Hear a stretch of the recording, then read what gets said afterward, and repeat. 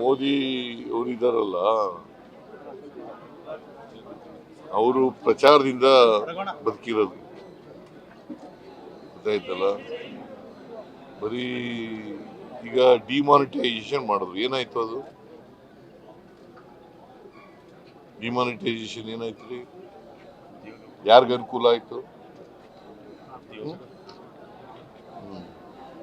ಅಚ್ಚಾ ದಿನ ಆಯಗ ಅಂತಂದ್ರು, ಏನಾಯ್ತು?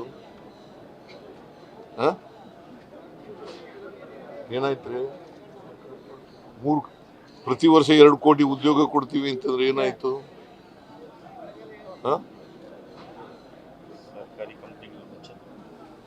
ಏನಾಯ್ತಪ್ಪ?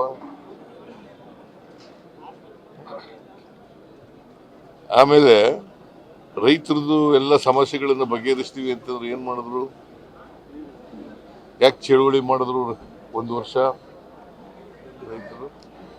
ಎಲ್ಲಿನಲ್ಲಿ?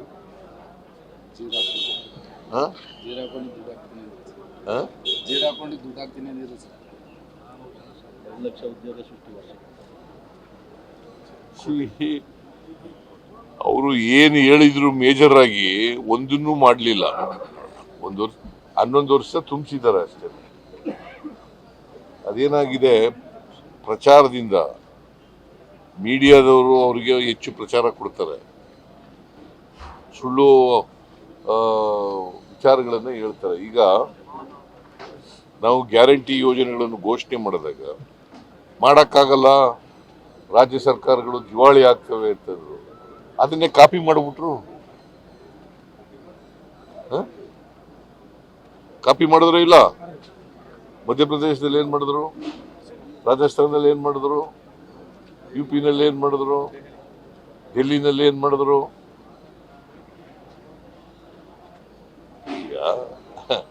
ಆಮೇಲೆ ಗುಜರಾತ್ನ ಚೀಫ್ ಮಿನಿಸ್ಟರ್ ಇರುವಾಗ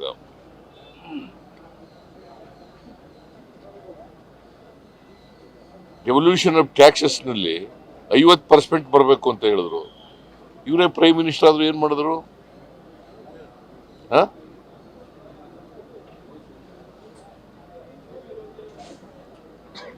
ಮಾಡ್ಲಿಲ್ಲ. ಏನು ನೀವು ಅದನ್ನೆಲ್ಲ ಹೇಳೋದೇ ಇಲ್ಲ. ನಿರ್ಮಲಾ ಸೀತಾರಾಮನ್ 5,300 ಕೋಟಿ ಕೊಡ್ತೀವಿ ಅಂತ ಹೇಳಿದ್ರು, ಕೊಟ್ರ? 15ನೇ ಹಣಕಾಸಿನ ಆಯೋಗದವರು 11,495 ಕೋಟಿ ಕೊಡಬೇಕಾಗಿತ್ತು ಅಂತ ಹೇಳಿದ್ರು, ಶಿಫಾರಸು ಮಾಡಿದ್ರು, ಕೊಟ್ರ? ಇವೆಲ್ಲ ಮೇಜರ್ ಅಲ್ವಾ? ಕರ್ನಾಟಕಕ್ಕೆ ಅನ್ಯಾಯ ಆಗ್ತಾ ಇದೆ. ಬಿಜೆಪಿ ಅವರು ಇದನ್ನೆಲ್ಲ ಕೇಳಿ ಅಂತಂದ್ರೆ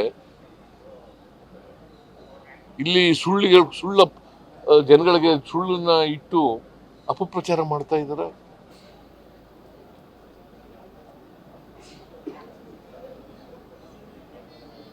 ನೀವು ಎಷ್ಟು ಮಾರ್ಕ್ಸ್ ಕೊಡ್ತೀರಾ ಸರ್ ಗೌರ್ಮೆಂಟ್ಗೆ? ಯಾರಿಗೆ?